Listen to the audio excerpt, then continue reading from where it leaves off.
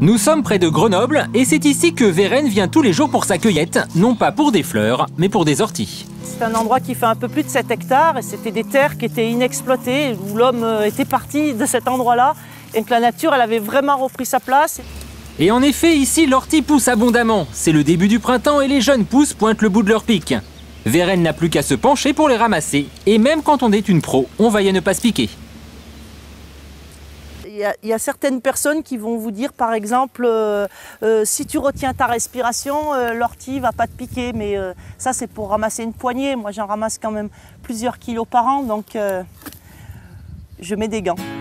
Une dizaine de kilos par an, un bon plan pour cette productrice de plantes. L'ortie est simple à ramasser, mais aussi à préparer. Première étape, le nettoyage. Alors, les orties, je les lave parce que je viens juste de les cueillir et c'est possible qu'il y ait des petites herbes, des petites bêtes. Ensuite, il ne reste plus qu'à faire sécher l'ortie pour les tisanes ou la mixer pour faire un pesto. L'ortie nécessite peu de transformation, avec 200 sachets de tisane vendus par an et 500 pots de pesto. Vérène a donc trouvé le bon filon. Car de toutes les plantes qu'elle cultive, l'ortie est celle qui lui demande le moins de travail. Les plantes que j'ai en culture, comme la verveine ou la menthe, je les mets en ligne. Et ensuite, je bine, j'entretiens ces plantes vraiment qu'elles soient belles, qu'elles soient au mieux. L'ortie, c'est pas du travail en ligne, c'est plus de la cueillette, on va dire semi-sauvage, parce que d'ailleurs j'appelle cette méthode la semi-culture, c'est-à-dire je vais cueillir l'ortie au meilleur moment de l'année. L'ortie est une plante facile à récolter et qui en plus se vend plutôt bien. Sur ce marché, Vérène expose ses produits chaque semaine et les clients sont de plus en plus nombreux à être séduits par l'ortie, comme Véronique qui en consomme en grande quantité. Et puis j'aimerais bien aussi de la tisane parce qu'il m'en reste plus, j'ai tout bu. Un bocal, ça me fait la semaine, voire une petite semaine. Et puis la tisane, ça me fait 2 semaines, 2-3 semaines. Un jour j'ai vu ça, soupe d'ortie, et j'ai posé des questions. Elle m'a expliqué tous les bienfaits de l'ortie. Et puis je me suis souvenu que ma grand-mère m'en avait parlé aussi. Donc ce savoir oublié, ça m'a intéressée. Et donc voilà. Car les bienfaits de l'ortie, certains les connaissent depuis longtemps. Alors, un bol d'eau froide. Irène a 74 ans et elle ne peut pas se passer de sa tisane quotidienne d'ortie fraîche. Moi, mon médicament, c'est l'ortie. Mon médecin, c'est l'ortie. L'ortie est même chez Irène un secret de famille qui se transmet de génération en génération. Mon arrière-grand-mère cultivait ses orties, ma grand-mère cultivait ses orties, ma mère cultivait ses orties et moi, je cultive mes orties. Quand vous avez des rhumatismes, par exemple, vous prenez une branche d'ortie et vous vous tapez. J'ai une tante qui a 99 ans et qui a soigné ses rhumatismes comme ça. Avec l'ortie. Avec l'ortie. Irène n'est pas la seule à utiliser l'ortie pour sa santé. C'est un peu chaud, mais la vôtre. En pharmacie, on trouve de l'ortie dans de plus en plus de produits. On peut même vous apprendre à l'utiliser vous-même. Dans cette abbaye se tient chaque mois une réunion assez particulière. Ici, des fans de nature se retrouvent pour étudier les plantes. Et ce soir, ils sont une vingtaine à écouter la star de l'ortie.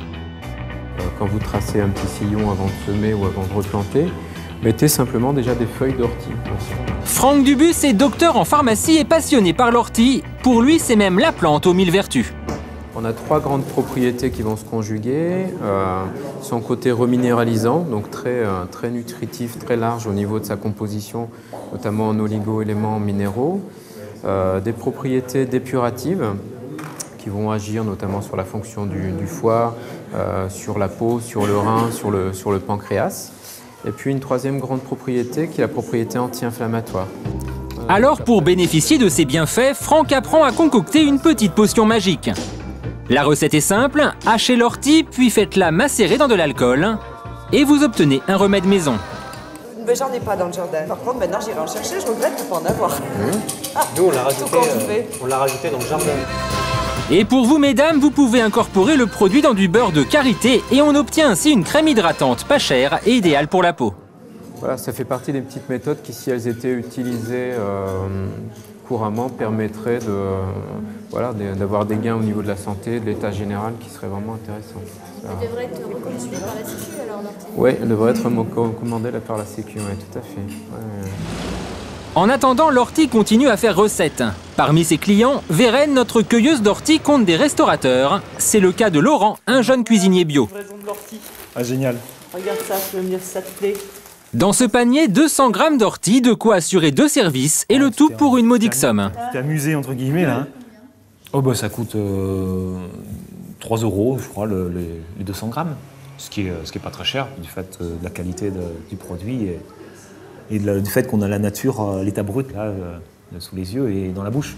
Les orties crues. Avec l'ortie, Laurent concocte du beurre, des galettes, des quiches et des soupes. Des plats simples, pas chers et au goût particulier. Ça sent comme l'épinard, mais avec un petit odorat, une petite note poivrée. Une plante riche en protéines. 200 grammes d'ortie correspondent à 100 grammes de viande. Un atout de plus pour Laurent.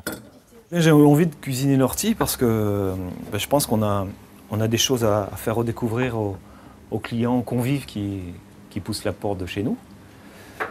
Et sûrement que les gens de la ville, ils ont un peu oublié ce côté nature de l'alimentation. Les gens de la ville, les voici justement. Et pour ces clients, c'est la première expérience d'ortie. Je savais qu'on en faisait des potages, enfin des soupes, mais j'en ai jamais mangé. Dès les premières cuillerées, pas facile de définir ses impressions. C'est bon. Je dirais herbacé. Oui, oui. C'est pas acide, c'est pas... Non, c'est pas désagréable, c'est pas... L'ortie semble plaire, la plante risque bien de proliférer encore dans nos cuisines.